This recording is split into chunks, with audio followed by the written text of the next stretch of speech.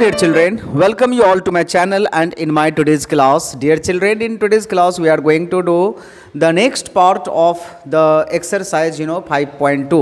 इसका जो फर्स्ट है वो हम लोगों ने अपने पहले वाली वीडियो में कर लिया हुआ है, where I had explained you the formula by which we can find the nth term of the AP, that means Tn is equal to a plus n minus 1 into d. In today's video we are going to do few more sums. तो चलिए बिना समय को गवाए हम लोग video को शुरू करते हैं और समझते हैं अगले सवाल को. So children, here is the question where it is asked that 30th term of this AP is what, and there are 4 options. Options are not written here.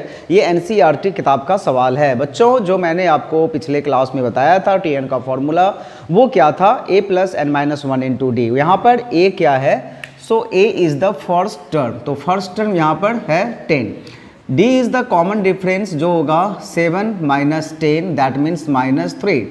Therefore Tn का formula a plus n minus 1 d, that means a का value 10, n minus 1, n का value 30 because we are calculating 30th term, तो 30 minus 1 and d का value minus 3.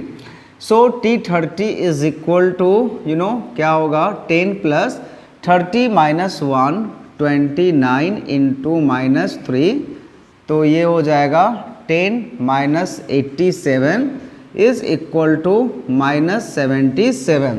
और ये option number है minus 77 is option number C जो book में दिया हुआ है. सो इस तरह से इसका जो आंसर हो जाएगा वो सी हो जाएगा बच्चों. इसी तरह से आप जो है वो इसका जो नंबर 2 है वो आप निकाल सकते हैं. अभी मैं क्वेश्चन नंबर 3 आपको एक्सप्लेन करूँगा जिसमें फिल इन द ब्लैंक्स है. जैसे कि यहाँ पर है 2 और यहाँ पर है एक बॉक्स और यहाँ पर है 26.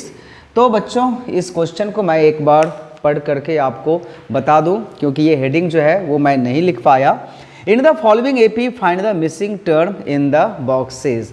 तो यहाँ पर समझने वाली बात ये है कि 2 है इसका first term, that means A1 का वैल्यू है 2 और A3 का वैल्यू है 26 और हमें निकालना क्या है, इसका सेकेंड टर्म निकालना है. बच्चों A1 का वैल्यू 2 है, दैट मीन्स यहाँ A का वैल्यू 2 हो गया और A3 का वैल्यू यानी कि थर्ड टर्म 26 है. और अगर आप इसे फॉर्मूला में पुट करोगे तो a प्लस n माइनस 1 यानी कि 3 माइनस 1 2 हो जाएगा. 2d is equal to 26. अब यहाँ पर अगर a का वैल्यू हम लोग 2 रख दें तो हो गया ये इस तरह से. d का वैल्यू आप कैलकुलेट कर पाएंगे 24/2 यानी कि 12. 26 में से 2 जाएगा तो 24 होगा, 24 डिवाइडेड बाय 2 हो जाएगा 12. तो बच्चों यहाँ पर जो d का वैल्यू है वो क्या आ गया, 12 आ गया.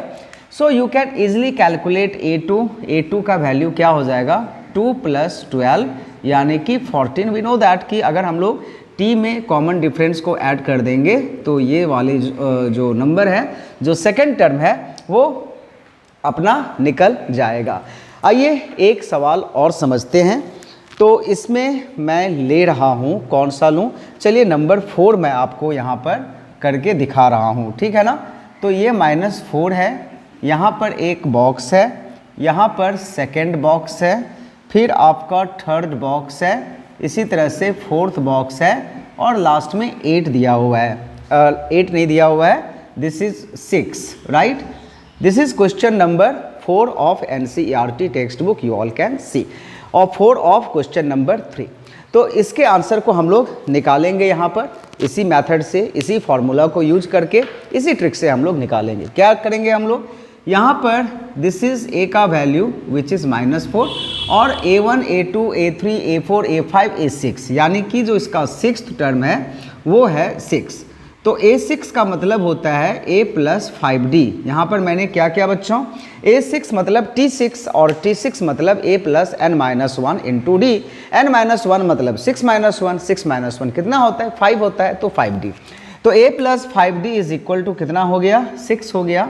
यहाँ पर a का वैल्यू तो -4 दिया ही हुआ है, तो ये हो गया 6 और इस तरह से 5D इज इक्वल टू 6 + 4 10 हो जाएगा और D का वैल्यू जो है वो 2 निकल गया। यानी कि जो कॉमन डिफरेंस है वो क्या आ गया, 2 आ गया, राइट। तो now we can easily find the second term, third term, fourth term and fifth term. Rule we all know, A2 is equal to क्या होगा, A1 + D। तो A1 का मतलब -4 और D का मतलब 2, तो कितना हो गया ये, -2। तो यहाँ पर -2 दे देंगे। A3 इज इक्वल टू क्या होगा, अभी सिंपली क्या कीजिए, इसमें जो है ना -2 में कॉमन डिफरेंस को ऐड कर दीजिए। सो दिस इज 0, ये 0 हो गया। A4 में क्या करेंगे, 0 में कॉमन डिफरेंस को ऐड कर दीजिए, यानी कि -2 हो जाएगा। और A5 जब हम लोग निकालेंगे तो A5 विल बी नो, या here we are doing a mistake और what, I don't think -4 -2 0 -2 it is not matching।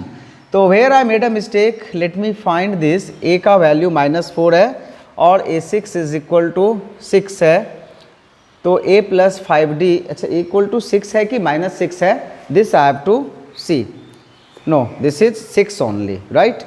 तो A + 5D is equal to 6 -4 + 5D, तो इस तरह से D का वैल्यू 2 ही आ रहा है, तो -4 ठीक ही आ रहा है। तो A5 का वैल्यू जो है वो क्या होगा, -2 एंड +2।